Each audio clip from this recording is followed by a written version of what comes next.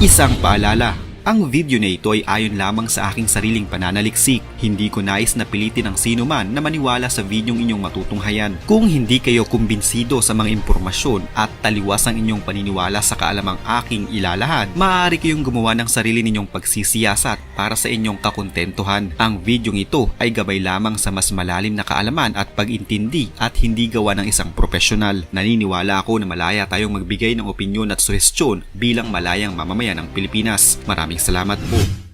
Ang hindi pagkapili kay Cardinal Luis Antonio Tagle bilang bagong papa ay dulot ng ilang mga salik na isinaalang-alang ng mga kardinal sa kanilang pagpili. Bagamat kilala si Cardinal Tagle sa kanyang malalim na pananampalataya at malasakit sa mga mahihirap, wala siyang malawak na karanasan sa pamamahala sa loob ng Vatican. Ang ilang mga kardinal ay nag-aalala na ang kanyang kakulangan sa karanasang administratibo sa Vatican ay maaaring magpahirap sa kanya na pamunuan ng malalaking isyu sa simbahan.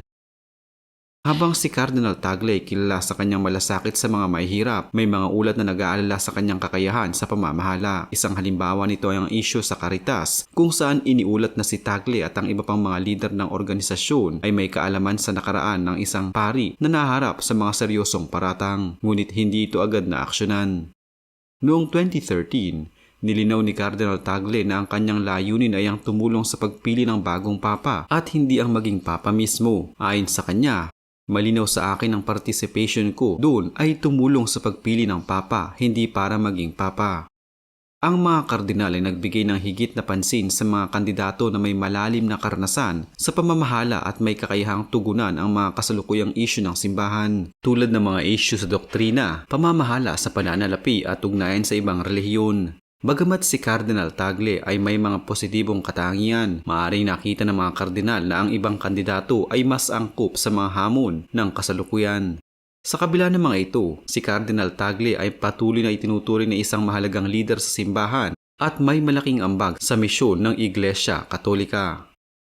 Natatandang si Tagle na tinaguriang Asian Francis ay tinalaga ni Pope Francis bilang pinuno ng Congregation for the Evangelization of Peoples noong 2019. Noong Hunyo naman, itinalaga siyang muli ng Santo Papa sa Congregation for Divine Worship and Discipline of Sacraments. Bago na itala ni Pope Francis sa Vatican, si Tagle ay naging pangulo rin ng Caritas Internationalis. Itinalaga naman siyang kardinal ni Pope Benedict XVI. Siya ay pinanganak sa Maynila noong Hunyo 21, 1957. Noong 3 gulang pa lamang siya, kinaya niyang bigkasin ang rosaryo. Marami siyang paaralang pinasukan sa buhay niya bago siya pumasok sa pagiging pari. Ang isang halimbawa ng paaralang pinasukan niya ay ang St. Andrew's School, kung saan siya ay nagtapos ng mataas na paaralan. Ang isa pa ay ang Ateneo de Manila, kung saan siya ay naging isang seminarista ng San Jose Major Seminary. Pagpasok niya sa pagiging pari ay itinalaga siya bilang isang pari noong Pebrero 27, 1982 at hinirang bilang isang associate pastor sa St. Augustine Parish. Pagkatapos ng ilang mga taon, siya ay hinirang bilang ika-32 Arsobispo ng Maynila noong 13 ng Oktubre 2011. Si Cardinal Tagle ang kalawang Filipino na italaga sa pinakamataas na posisyon sa Vatican, kasunod ng Bicolanong si Cardinal Jose Tomas Sanchez na naglingkod ng 4 na dekada sa Vatican.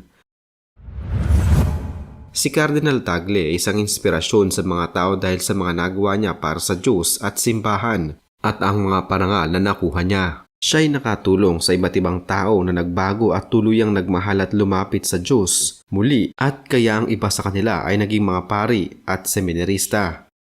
Isa sa dahilan kung bakit inspirasyon si Cardinal Tagle ay ang kasaysayan niya sa edukasyon. Siya ay nag-aaral sa elementary at high school sa St. Andrew's School sa lungsod ng Parañaque na pinamumunuan ng CICM Fathers. Nag-aaral din siya sa Ateneo de Manila University bilang isang seminarista sa San Jose Major Seminary at nag-aaral na siya ng Theological Studies sa Loyola School of Theology, kung saan natapos siya noong 1982. Isang inspirasyon siya hindi lang sa kasaysayan niya sa edukasyon, kundi sa mga parangal na nakuha niya. Itinalaga siya sa pagpapari noong Pebrero 27, 1982 at itinalaga siya bilang Associate Pastor sa St. Augustine Parish sa Mendez, Cavite noong 1982 hanggang 1985. Itinalaga naman siya bilang Bishop ng Imus at sa episcopacy ni Eminis Jaime Cardinal Sin, Archbishop ng Manila noong Desyembre 12, 2001 at itinalaga ni Pope Benedict XVI si Tagle bilang 32nd Archbishop ng Maynila noong Oktubre 13, 2011 na kasunod ni Cardinal Guaudencio Rosales. Sa kasalukuyan, dahil napili siya bilang tagapangasiwa ni Pope Francis nang dumating siya sa Pilipinas noong buwan ng Enero 2, 2015, nakilala rin siya sa pagpunta niya sa 51st IEC sa Cebu City noong Enero 24 hanggang 31, 2016. Masasabi mo talaga na inspirasyon siya sa iba't ibang tao katulad ng mga seminaryo at pari dahil sa lahat na nangyari sa kanyang buhay. Siya rin ay masasabi nating isang pinuno dahil sa kakayahan niyang mamuno mula sa kanyang mga karanasan sa kanyang buhay, kaya nagsisilbi rin siyang isang inspirasyon sa lahat. Ang pagpili ng bagong Santo Papa ay isang komplikadong proseso. Ang tradisyon ay naglilimita lamang sa 253 kardinal mula sa iba't ibang panig ng mundo bilang mga opisyal na kandidato. Sa kasalukuyan, 138 sa kanilang may posibilidad na mahalal. Magkikita-kita ang mga kardinal sa Vatican kapag pumanaw o nagbitiw sa tungkulin ng Santo Papa. Ang proseso ng pagboto ay tinatawag na conclave at ito ay sinasagawa sa loob ng Sistine Chapel. Magkakaroon ng iba't ibang mga round ang botohan at ang mga qualified na kardinal ay dapat wala pang 80 taong gulang.